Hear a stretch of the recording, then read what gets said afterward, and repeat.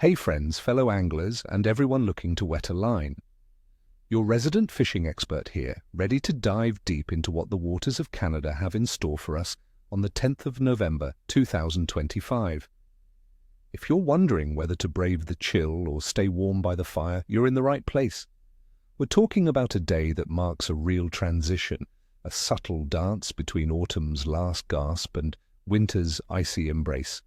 The weather is shifting, the fish are feeling it, and with my insights, you'll know exactly what to do to make this a memorable day on the water, even with the tricky conditions ahead.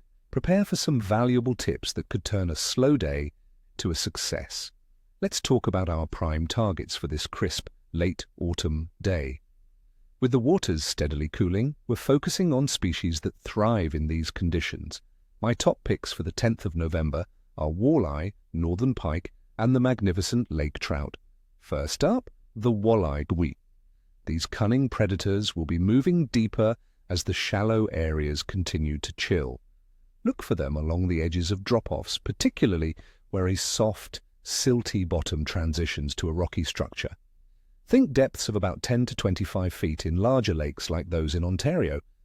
My advice, friends, is that a slow presentation is absolutely key. Try jigging a ½ ounce to 1 ounce jig head, tipped with a minnow or a soft plastic that mimics a sluggish baitfish.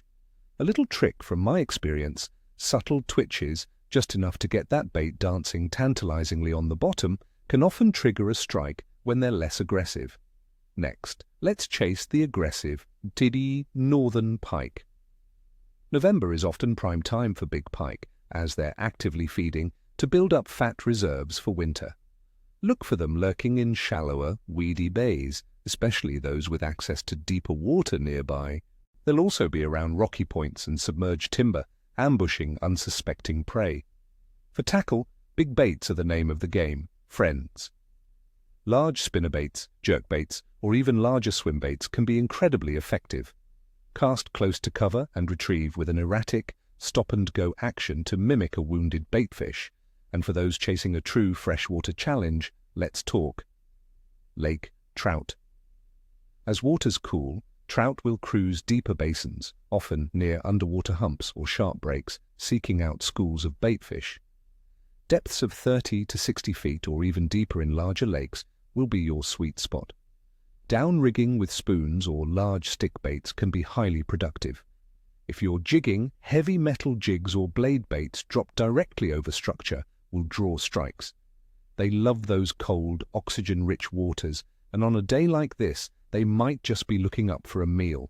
Now for the conditions that make all the difference, the theoretical base for our forecast. For much of southern Canada, taking London, Ontario, as our example, the weather on the 10th of November 2025 will be distinctly wintry. We're expecting a high of only +1 degree Celsius during the day, dropping to a low of -3 degrees Celsius overnight. The skies will offer a mix of sun and cloud, but don't be surprised by a 60% chance of flurries during the day, tapering to a 40% chance at night. This cold air mass, coupled with the chance of light snowfall, suggests a sharp drop in atmospheric pressure. Such fluctuations often make fish capricious, putting them off the bite or sending them deeper where conditions are more stable.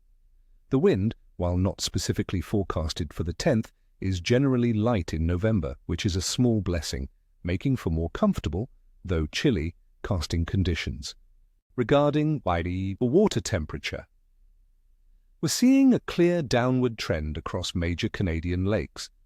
In regions like Toronto, average water temperatures in November hover around 8 to 9 degrees Celsius, but with air temperatures dropping, expect surface waters to be colder, especially in smaller bodies of water, which will likely be in the low single digits.